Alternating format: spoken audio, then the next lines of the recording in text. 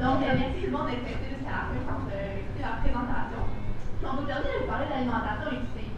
Donc, ici, à main levée, qui connaît l'alimentation intuitive? Parfait. Puis, qui connaît les diètes amélissantes dans la salle? Oui, hein, il y a plus de personnes qui connaissent les diètes amélissantes. Donc, rien de vraiment surprenant. Effectivement, on est dans une société où est-ce que les diètes amélissantes prennent vraiment une grande place. On peut penser au fameux poulet riz, brocoli, pas de sauce, évidemment, pour que ça soit savoureux, pour avoir des gains, surtout être super mince, pour correspondre aux standards de beauté de la société. Aussi, ça rentre là-dedans les règles alimentaires, pas trop de sel, pas trop de sucre, hein, pour pas que ça soit bon non plus. Weight Watchers, donc des régimes super stricts, question de perdre du poids rapidement. Donc, c'est vraiment, on vit dans cette société-là de culture des diètes avec des régimes très stricts. Mais, breaking news, les diètes amélissantes ne fonctionnent pas. Donc, il y a des scientifiques, donc des médecins qui ont étudié le poids, puis notre IMC, donc l'indice de masse corporelle, est déterminé de façon génétique. Donc, même si on fait le fameux Weight Watcher, c'est pour ça qu'on va perdre le poids super rapidement, mais après ça, on va aussi le reprendre super rapidement, puis même le reprendre. On va même le reprendre plus rapidement, ou même plus de poids. Donc, la culture des diètes, c'est vraiment un fardeau qui pèse sur nous. On peut se rendre triste, on peut se rendre malade à vouloir correspondre à cet idéal de minceur-là. Cependant, on peut se rappeler aussi les petits bébés. Comme tu sais, quand on était enfant, on mange de façon assez intuitive. Donc, on pleure, nos parents nous donnent la nourriture, on mange. Ça termine là, on ne pose pas plus de questions pour voir si notre cuillère de carottes en purée va nous faire prendre du poids. Même chose aussi, quand on n'a plus faim, qu'est-ce que le petit enfant va faire? Il va pitcher son bol par terre pour vraiment signaler, moi j'en veux plus, c'est terminé, j'ai plus faim. Donc l'enfant est vraiment connecté là, à ses signaux internes de faim et de satiété. Par contre, on n'est plus des petits bébés, n'est-ce pas? On a grandi, on vit dans cette culture des diètes-là. Donc, ce qui fait en sorte que même si on veut manger, bien, on peut toujours avoir cette arrière-pensée-là, en fait, que peut-être que je devrais me restreindre parce que je veux vraiment être super, super mince. Il y a aussi tout un autre défi de la réalité, c'est l'aspect du temps. On n'a pas beaucoup de temps dans une société où est-ce que tout va rapidement. On travaille, on est une sociale, on veut s'entraîner, tout va super, super vite. Donc, le temps de s'arrêter, de penser à nos signaux internes de fin de satiété, ben, ça prend un peu la poubelle à côté parce qu'on répond à nos courriels en même temps que manger notre bol de céréales. Il y a aussi un autre aspect, que c'est tout difficile de manger de façon connectée à nos signaux de fin de satiété, c'est les aspects économiques. Donc, il y a vraiment des études qui ont montré que les personnes qui ont moins de moyens financiers, mais ça va être plus difficile pour eux, en fait, de pouvoir manger selon leur signaux de fin de satiété. Donc là, je vous ai présenté des défis de la réalité, mais est-ce que c'est vraiment possible de manger de façon 100% intuitive? C'est vraiment, je vous l'annonce, c'est pas possible. Mais pourquoi je vous parle d'alimentation intuitive quand même? Mais je pense qu'il y a quand même des bienfaits à manger intuitivement. Donc, je vais vous présenter ça un petit peu aujourd'hui. Donc, qu'est-ce que c'est l'alimentation intuitive? C'est vraiment une alimentation qui est bienveillante. Est-ce que vous m'entendez bien? Vraiment une alimentation bienveillante. Voilà. Puis on connaît, je le répète depuis tantôt, on connaît à nos signaux fins. On fait confiance à notre corps. Notre corps va nous dire quand manger, comment manger, puis quelle quantité de nourriture manger aussi. Donc, il y a 10 principes à l'alimentation intuitive. Donc, le premier, c'est de rejeter la mentalité des diètes. Donc, tout ce que je vous parlais tantôt, on met ça de côté parce que ça ne nous aide pas. Le deuxième principe, c'est honorer sa faim lorsqu'elle est modérée. Donc, dès qu'on va commencer à sentir un peu de faim pendant la journée, on va se permettre de manger 3, 4, 5, 6 ou 10 amandes même si on a faim. Parce que si on attend la fin de la journée, ben, qu'est-ce que je vais faire? Ben, je vais juste manger le plus rapidement possible. Puis, vite, je mange, puis là, je vais avoir trop faim, puis là, je vais avoir des crampes, je vais avoir mal au ventre. Le troisième principe, c'est de se permettre de manger tous les aliments qui sont souhaités. Moi, j'aime vraiment la poutine dans la vie. J'aime vraiment ça. Puis, ça arrive des fois, des soirs, que j'ai envie d'en manger, mais je vais me permettre de manger ma poutine parce que c'est bon, c'est savoureux, puis le fromage squish, c'est agréable quand même. On va essayer de catégoriser les aliments entre les bons aliments et les mauvais aliments. Donc, on va se permettre de manger la poutine. Alors, quand même pas pire, là, pas mal assaisonné. Il y a plein de la sauce, contrairement au poulet que je vous ai présenté au début. Il y a aussi la salade. Donc, la salade, c'est pas un bon aliment, puis la poutine, un mauvais aliment. C'est sûr que la salade a le plus de vitamines que ma poutine. J'ai pas été vous convaincre là-dessus. Mais quand même, ma poutine va m'apporter quand même de l'énergie.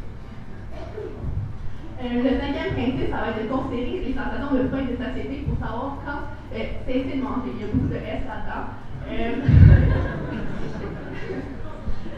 Donc, voilà.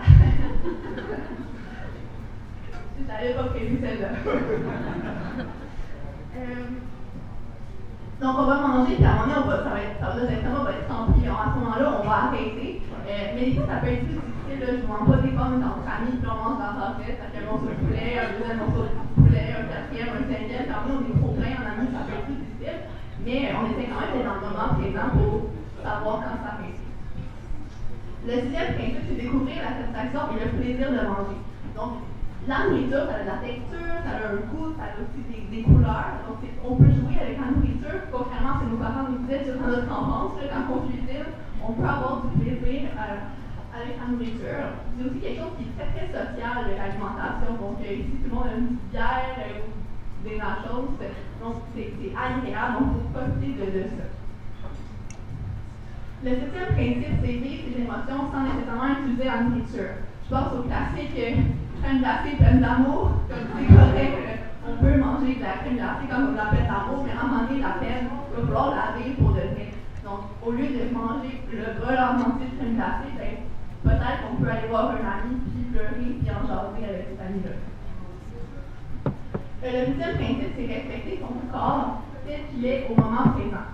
Donc, ici, il y a vraiment une diversité de corps, contrairement à ce qu'on voit sur les médias sociaux. Puis, ce principe-là, ce qu'il dit, c'est que quand on respecte notre corps, on va être plus à l'affût de nos signes immédiats de satiété parce qu'on ne sera pas dans toujours la pensée de vouloir moins manger pour perdre du poids. On va le respecter, on va faire l'activité physique, on va vouloir en prendre soin, on va vouloir lui donner de l'énergie à ce corps-là qu'on trouve beau et qu'on aime. Le neuvième principe, c'est être physiquement actif par plaisir et non pas pour perdre du poids. Donc, quand tu vas courir, tu as deux choix, tu peux te dire soit je cours pour perdre le poids, correct, être super mince, ou ben, je cours parce que ça me donne de l'énergie, parce que je me sens en forme, je me sens en santé, puis parce que c'est plaisant, puis je vais y aller avec des amis.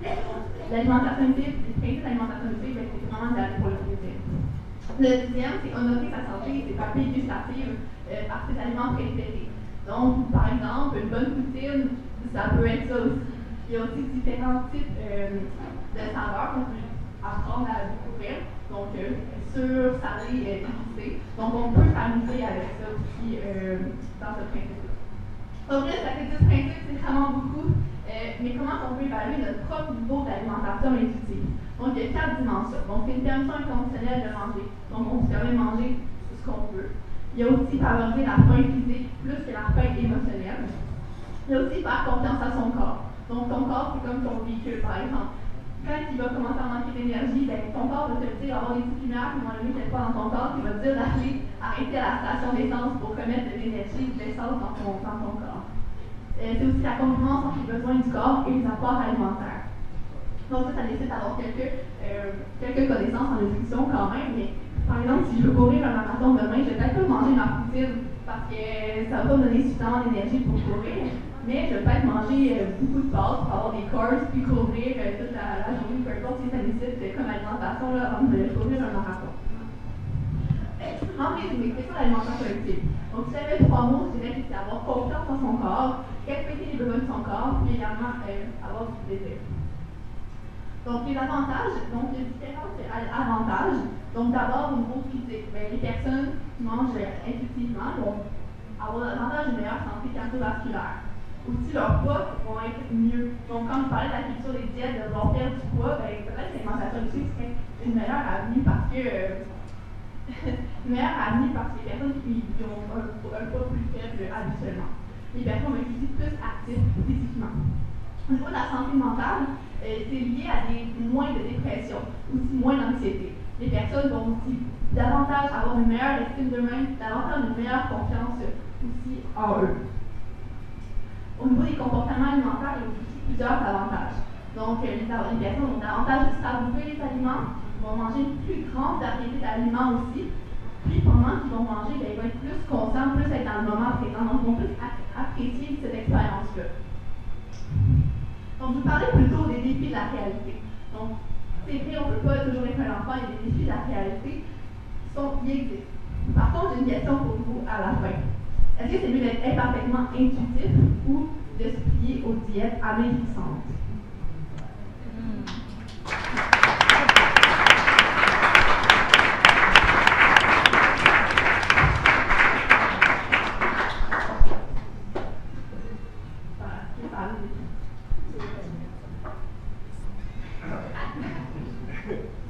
Tu disais qu'il y a des effets qui ont été observés sur les gens qui pratiquaient ce type d'alimentation-là, dont sur la santé cardiovasculaire. Sur quel type de population ça a été observé? C'est une excellente question. La question, c'est sur quel type de population les bienfaits sur la santé cardiovasculaire ont été évalués. Je dirais, les études sur l'alimentation intuitive ont vraiment été faites chez les femmes d'adultes parce que comportement alimentaire, bien les climat corporel, donc souvent les participants aux études, c'est davantage les femmes adultes, souvent étudiantes. Oui.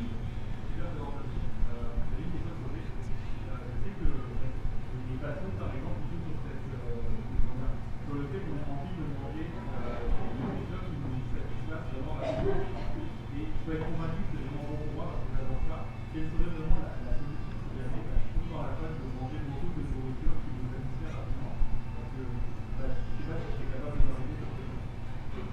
La question, oui, je vais essayer de résumer là. Par exemple, le fast-food, c'est vraiment bon. Donc, qu'est-ce que je fais si j'ai envie d'en manger de façon continue?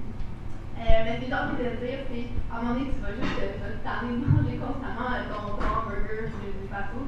Puis c'est vraiment. Fait qu'à un moment donné, tu vas ressentir aussi les marques. Sur ton corps, si tu as toujours mangé ton hamburger avec ta petite phrase, ben, je vais me sentir un peu plus amorphe, je ne vais pas avoir énormément d'énergie. Fait que si je mange, par exemple, je sais pas, 3 burgers par jour pendant 3 semaines, ben, à un moment donné, je pense que je t'entends pas plus de manger le burger, puis une bonne grosse salade verte, ça va me planter. Je pense que c'est ça que j'ai envie de faire. Donc, réponse bien. Oui. Est-ce qu'on a déjà observé, comme le niveau d'intuition, je ne sais pas si ça se mesure, mais c'est ce que je me dis, si on, la réflexion que j'ai, c'est si on a deux groupes, un groupe qui fait une alimentation intuitive et un groupe qui n'en fait pas, à quel point, à un moment donné, la restreinte, si on se dit que je suis intuitif dans mon alimentation, à quel point, à un moment donné, je vais me priver quand même de manger quelque chose alors que j'ai envie en me disant que c'était pas bon pour moi ou tout ça.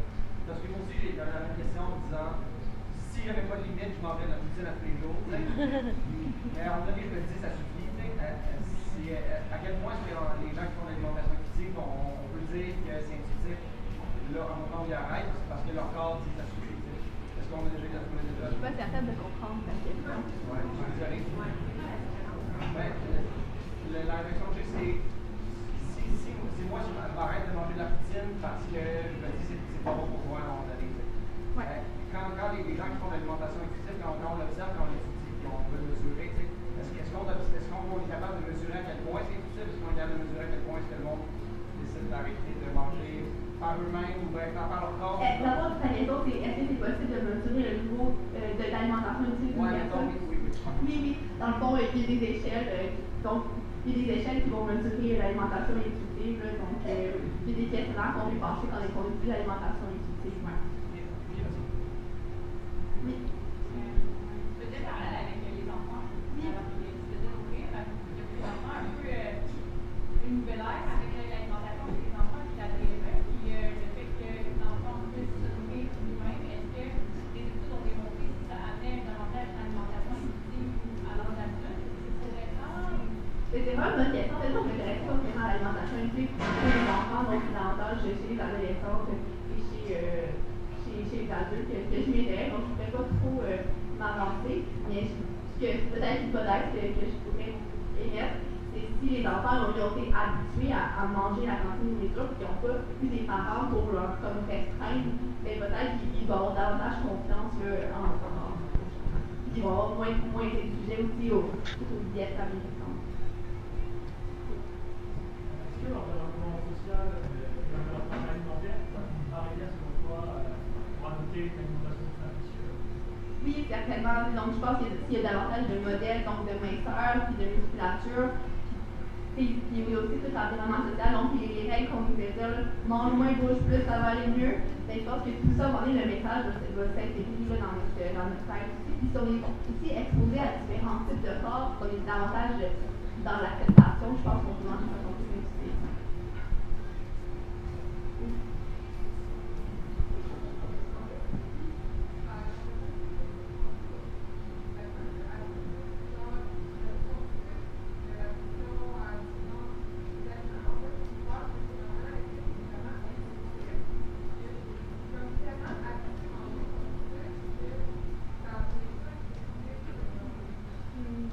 C'est vraiment une bonne question. Honnêtement, de répéter ce que j'ai vraiment oublié de répéter.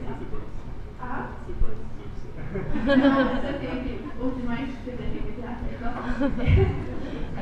La question était est-ce que l'addiction au sucre et au sel peut nuire à la fin du titre?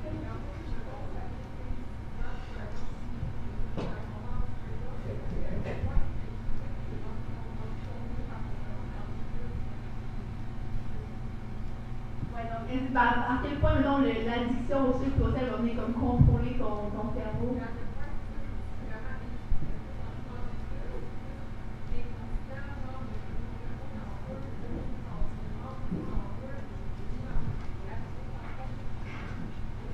Oui, mais en fait, tu devrais être capable de manger de façon intuitive aussi pour apprendre avant d'être capable de manger intuitivement, il faut apprendre à se défaire de certaines vidéos. Peut-être que la première étape avant de manger intuitivement ou apprendre, parce que ça s'apprend à manger intuitivement, là, donc il y a des nutritionnistes qui vont faire ce travail-là avec des personnes qui veulent manger tout intuitivement, se défaire un peu des diètes alimentaires, mais ça serait comme la première étape là, de se défaire un peu de cette dépendance-là au sel.